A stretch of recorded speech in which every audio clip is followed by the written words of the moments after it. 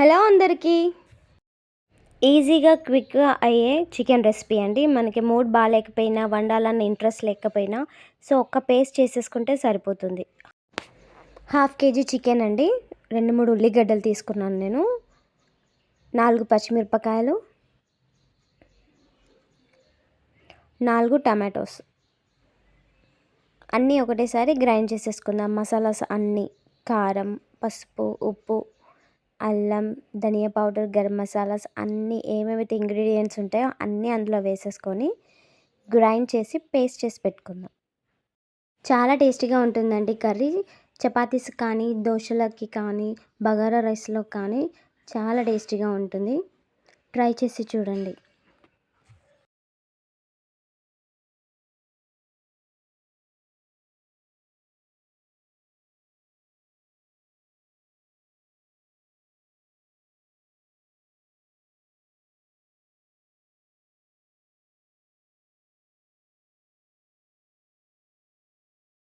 చూపించిన మసాలాస్ అన్నీ గ్రైండ్ చేసి పక్కన పెట్టేసుకుందాం. నెక్స్ట్ కడాయి పెట్టేసుకొని ఆయిల్ హీట్ అయ్యాక ఆయిల్లో 2 బగారాకులు, స్టార్ అనీస్, బగారా పువ్వు ఈ 3 కొంచెం ఫ్రై అయ్యాక మనం గ్రైండ్ చేసి పెట్టుకున్న మసాలాలంతా అందులో వేసేసుకుందాం ఆయిల్లో. స్టార్ అనీస్ అప్పుడప్పుడు వంటల్లో వాడుకోండి, చాలా టేస్టీగా ఉంటుంది. ఫంక్షన్ స్టైల్స్లో ఒక ఫ్లేవర్ ఇస్తుంది. ఆ మసాలా అంతా ఒక 10 మినిట్స్ వరకు ఆయిల్ ఫ్రై చేసుకున్నాక చికెన్ పీసెస్ వేసుకుందాం. ఆ గ్రేవీ అంతా చికెన్కి పట్టేలాగా ఒక 5 మినిట్స్ మూత పెట్టేసుకొని మంచిగా మధ్య మధ్యలో కలుపుకుందాం. ఒక 10 మినిట్స్ మంచిగా పీసెస్కి మసాలా అంతా పట్టేలాగా క్యాప్ పెట్టేసుకొని ఫ్రై చేసుకుందాం.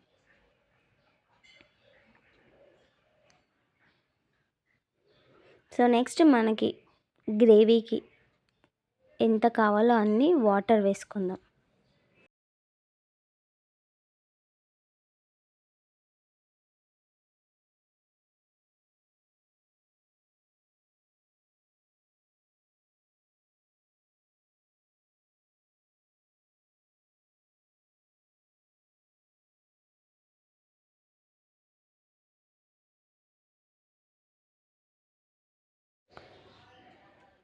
వాటర్ వేసుకున్నాక మంచిగా క్యాప్ పెట్టేసుకొని పీస్ ఉడికేంత వరకు దాన్ని మధ్య మధ్యలో కలుపుతూ వదిలేద్దాం. ఆయిల్ మంచిగా తేలినాక కాడలతో పాటు ఉన్న కొత్తిమీరకు ఫస్ట్ వేసుకోండి. కాసేపు కొత్తిమీరతో పాటు మంచిగా ఉడకనిద్దాం. ఇంకా లాస్ట్కి దించేస్తామన్నప్పుడు ఇంకొంచెం కొత్తిమీరాకు వేసేసుకుంటే సరిపోతుంది. గ్రేవీ చిక్కబడేదాకా పీస్ ఉడకాలి, గ్రేవీ చిక్కబడాలి. లాస్ట్ ఇలా దించుకుంటామనగా మళ్ళీ కొత్తిమీరాకు వేసేసుకొని కాసేపు బాయిల్ చేసేసుకుంటే మన కర్రీ రెడీ అయిపోయినట్టే. సేమ్ బటర్ చికెన్ మోడల్లా ఉంటుందండి. ట్రై చేసి చూడండి. Thanks for watching. Please subscribe.